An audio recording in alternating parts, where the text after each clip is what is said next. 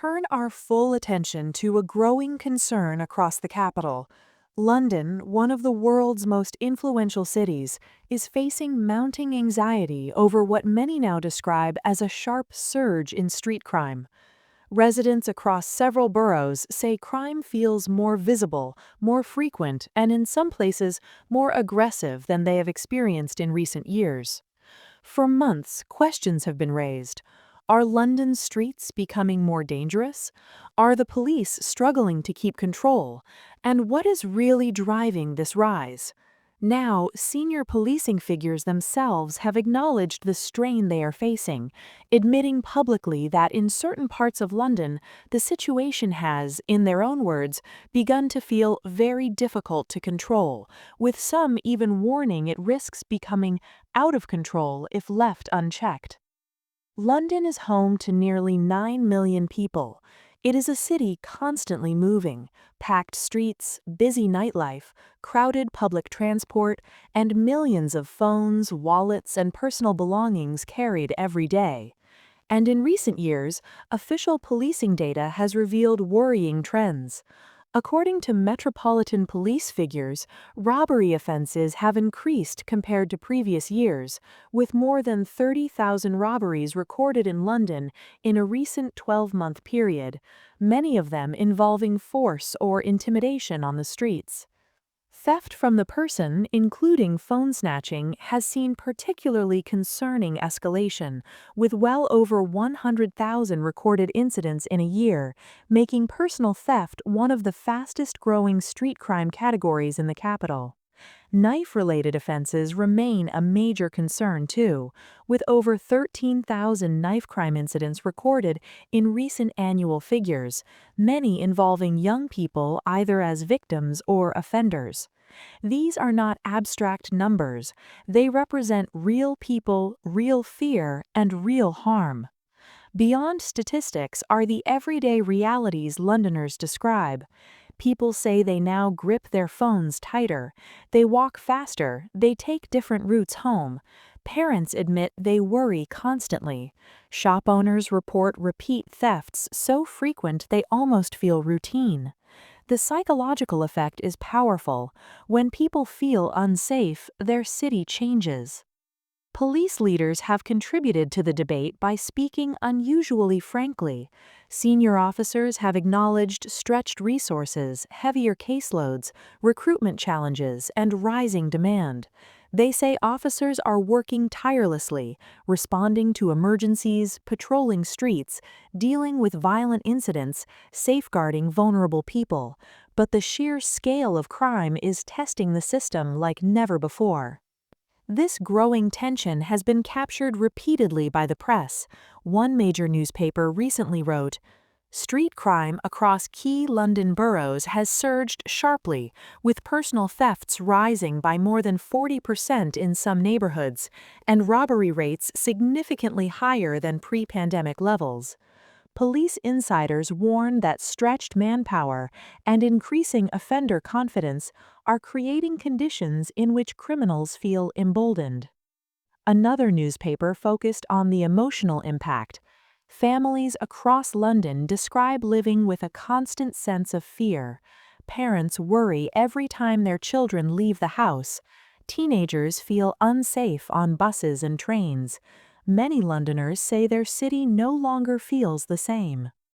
A third newspaper took a detailed look at the reality on the front line of policing. Officers describe working some of the toughest conditions they have seen in years: longer shifts, an endless stream of calls, and violent incidents involving increasingly younger offenders. Many crimes are now coordinated through social media, happening quickly and unpredictably. Officers remain committed, but the pressure is relentless. Business-focused journalism has also sounded alarm. One article reported, "High street shops are facing relentless theft." In some areas, reports suggest shoplifting has risen by more than 20% in a single year. Some offenders act openly in daylight, intimidating staff who feel helpless. Owners warn they cannot absorb the financial and emotional cost forever. Coverage has also highlighted the vulnerability of young people. Youth workers say reductions in youth services over the past decade have left thousands of young people without support, guidance, or safe spaces. In those gaps, gangs have stepped in, offering money, status, and a sense of belonging. Many teenagers now feel trapped between fear, pressure, and survival. And one powerful editorial addressed the biggest invisible casualty of all: confidence. Statistics tell one story, public trust tells another. If Londoners stop believing their streets are safe, daily life changes. Once confidence is lost, rebuilding it becomes one of the greatest security challenges a city can face. When we talk about crime, it is important to understand that numbers fluctuate. Some categories rise, others fall. London remains, in many areas, very safe. Millions of journeys happen safely every day, but the areas where crime has risen are deeply concerning. Experts identify several driving forces. Economic pressure and cost of living strain have hit families hard, deepening inequality in some neighborhoods.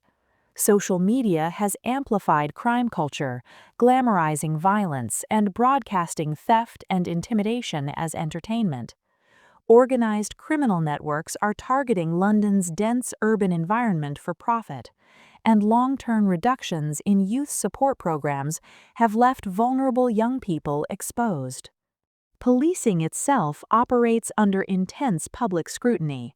Officers are expected to respond instantly, act perfectly, rebuild trust, and maintain order, all while dealing with record numbers of calls and staffing challenges. Many officers describe morale being tested, yet they continue to work determinedly every day. This is not simply a policing issue.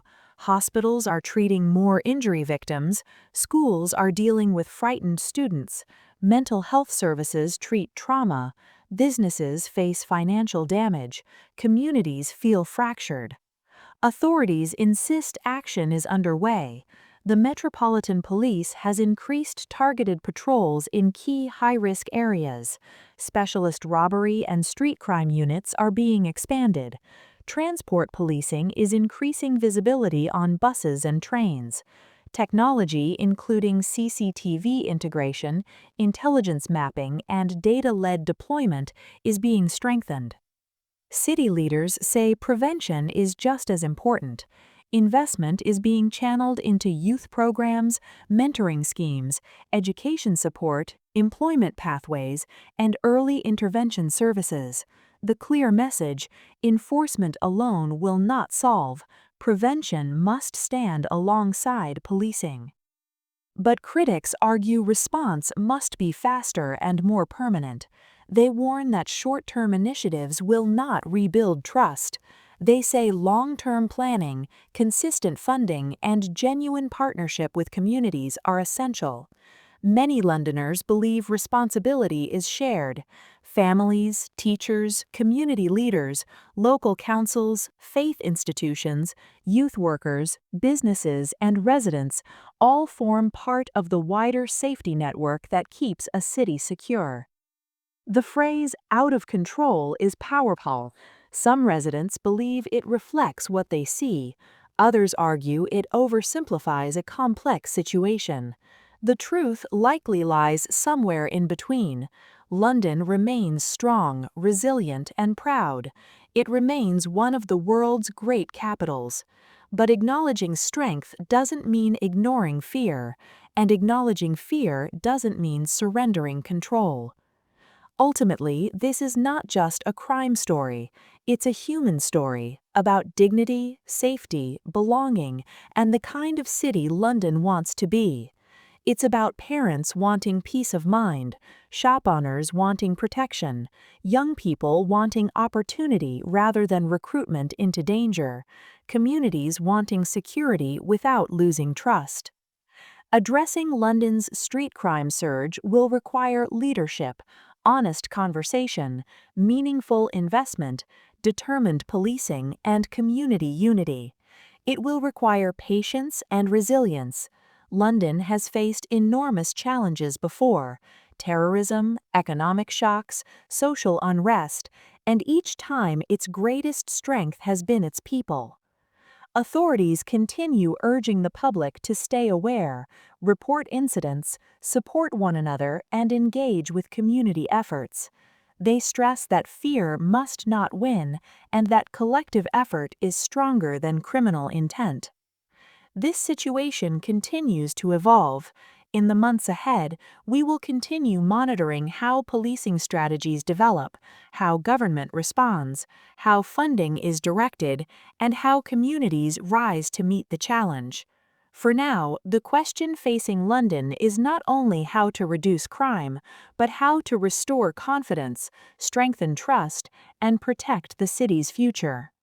Thank you for staying with